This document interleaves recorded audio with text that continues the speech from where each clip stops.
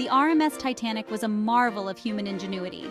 It stood as a testament to the ambition of the early 20th century. The ship was massive, luxurious, and state-of-the-art. It promised a new era of ocean travel. The Titanic was more than just a ship. It was a floating city, a dream made real. People from all walks of life were drawn to the Titanic. The wealthy elite booked first-class suites. Middle-class passengers filled second class.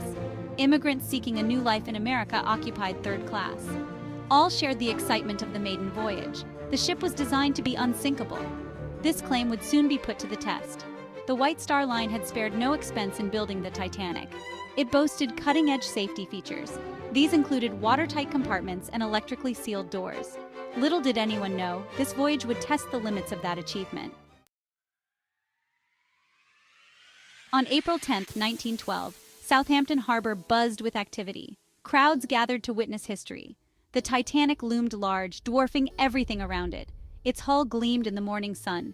Passengers arrived in a steady stream. Porters rushed to and fro with luggage. The air was thick with excitement and coal smoke. Ship's whistles and shouted orders filled the air. Passengers waved to loved ones on the dock. Some laughed, some cried. All felt the weight of the moment. At noon, the ship's mighty horn sounded. It was time to depart. Slowly, almost imperceptibly, the Titanic began to move. Tugs guided the massive vessel away from the dock. Cheers erupted from the crowd. As the Titanic steamed out of the harbor, few could imagine the drama to come.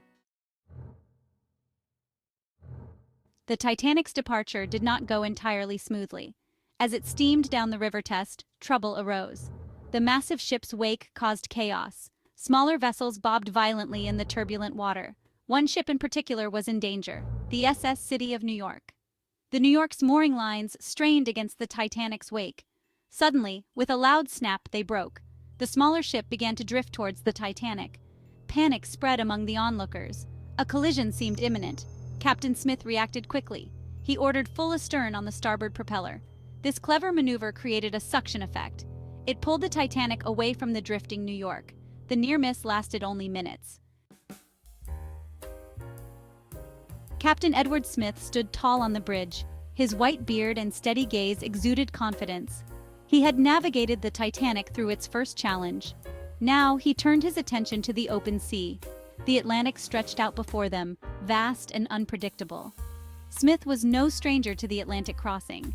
He had captained numerous ships over his long career. But the Titanic was special. It was the largest, most luxurious vessel he had ever commanded. Smith knew the eyes of the world were upon them. As the ship steamed westward, Smith kept a vigilant watch. He consulted regularly with his officers. They discussed weather reports, possible ice fields, and optimal routes. Smith's experience told him to be cautious. The real test was yet to come. April 14th dawned clear and cold.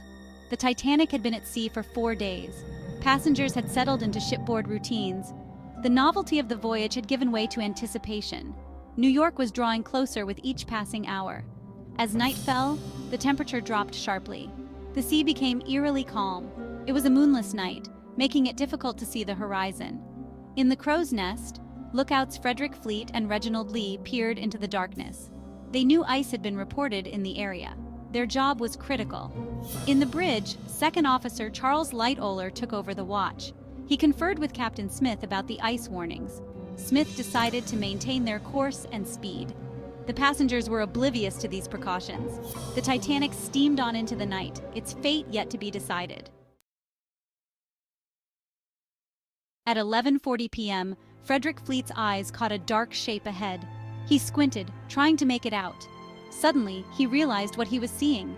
His heart raced as he grabbed the crow's nest bell. He rang it 3 times, the signal for danger ahead. Fleet then picked up the telephone to the bridge.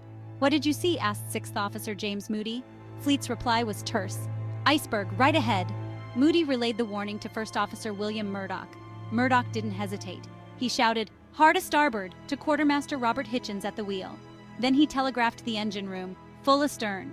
The ship's wheel spun as Hichens complied. The engines reversed with a shudder.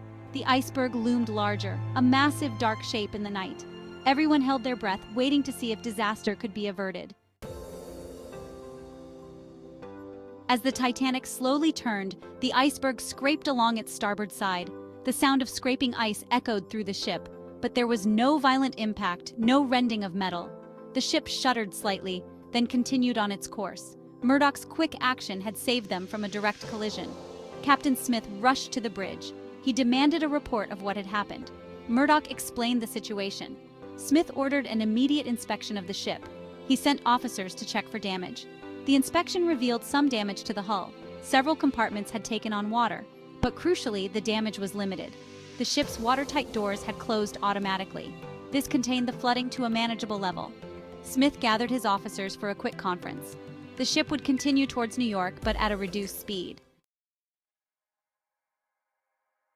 Word of the near miss spread quickly among the passengers. Some had felt the scraping of ice along the hull. Others had seen the iceberg pass by. Curiosity turned to concern as people gathered on deck. They looked for signs of damage or danger. The crew worked to reassure everyone that the situation was under control. In the first-class areas, passengers debated what had happened. Some treated it as an exciting adventure. Others worried about the delay to their journey. In steerage, the mood was more somber. Many had risked everything for this voyage to America. The thought of danger at sea was terrifying. Throughout the night, the crew worked tirelessly. They pumped water from the damaged compartments. Engineers monitored the engines and hull integrity. The Titanic limped on towards New York, wounded but still afloat. On the morning of April 18th, the Titanic approached New York Harbor. The skyline of the city came into view, a welcome sight after the drama at sea. News of the ship's near miss with disaster had preceded its arrival. Crowds gathered at the docks, eager to witness history. As the Titanic steamed past the Statue of Liberty, ships in the harbor sounded their horns. It was a hero's welcome for the wounded giant. The ship moved slowly, still nursing its injuries from the ice encounter, but it moved with dignity, a testament to human engineering and seamanship. Passengers lined the decks, waving to the crowds on shore. Many had tears in their eyes. They had faced death and survived. Now they were arriving at their destination against all odds. The immigrants in steerage felt a special joy. Their dreams of a new life in America had almost been snatched away. Now, those dreams were becoming reality. As the Titanic docked, a cheer went up from the crowd.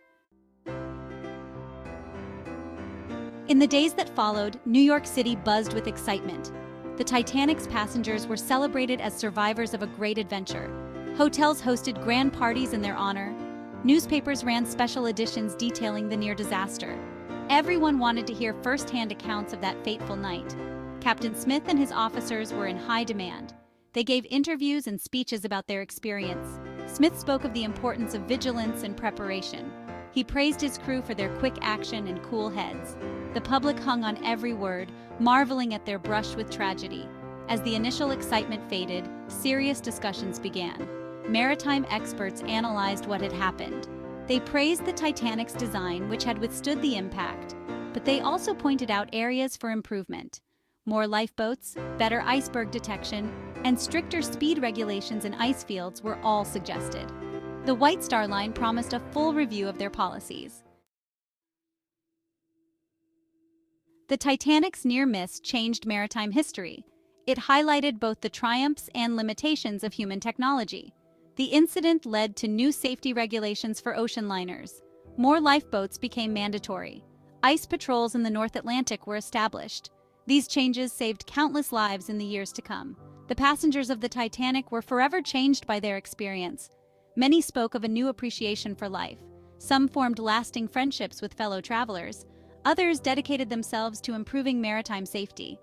The shared brush with mortality had a profound impact on all involved. In popular culture, the Titanic became a symbol of human resilience.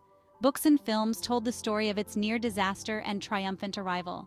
The ship's legacy inspired generations. It stood as a reminder of the importance of preparedness, quick thinking, and teamwork in the face of danger. The Titanic's journey became a powerful reminder. With vigilance and wisdom, even the greatest challenges can be overcome.